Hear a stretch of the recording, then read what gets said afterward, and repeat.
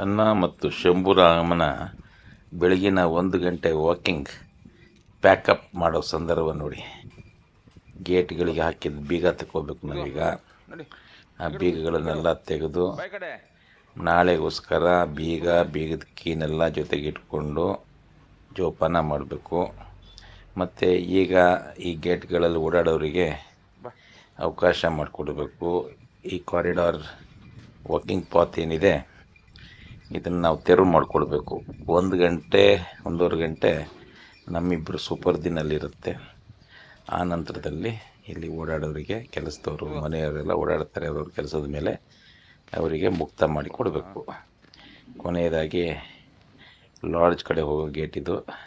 ಒಟ್ಟು 3 ಗೇಟ್ಗಳ ಬೀಗ ತೆಗೆದುಕೊಂಡು ಈ ಕಡೆ ವಾಪಸ್ ಬರಬೇಕು.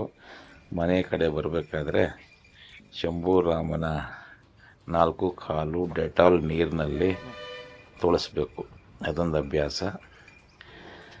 ಅದರ ಡೆಟಾಲ್ ನೀರಿನಲ್ಲಿ ತೊಳೆಸೋದ್ರಿಂದ ಅವನ ಕಾಲುಗಳು ಸ್ವಚ್ಛ ಆಗುತ್ತೆ, ಡಿಇನ್ಫೆಕ್ಷನ್ ಆಗುತ್ತೆ. ಆಮೇಲೆ ಮನೆ ಒಳಗೆ ಅವನು ಓಡಾಡೋದ್ರಿಂದ ಅವನ ಕಾಲುಗಳು ಸ್ವಚ್ಛವಾಗಿರಬೇಕಾಗಿರೋದು ಕೂಡ ಭಾಳ ಮುಖ್ಯ. ಚಳಿ ಇರೋದ್ರಿಂದ ಕೆಲವು ಸಂದರ್ಭಗಳಲ್ಲಿ ಸ್ವಲ್ಪ ನಾಟಕ ಮಾಡ್ತಾನೆ ಕಾಲು ತೊಳ್ಸೋದಕ್ಕೆ.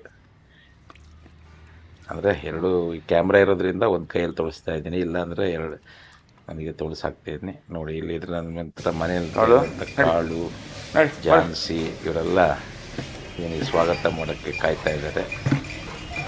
ಅವ್ರನ್ನೆಲ್ಲ ಮಾತಾಡಿಸ್ಕೊಂಡು ಮನೆ ಒಳಗೆ ಶಂಭುರಾಮ ಹೋಗ್ತಾನೆ.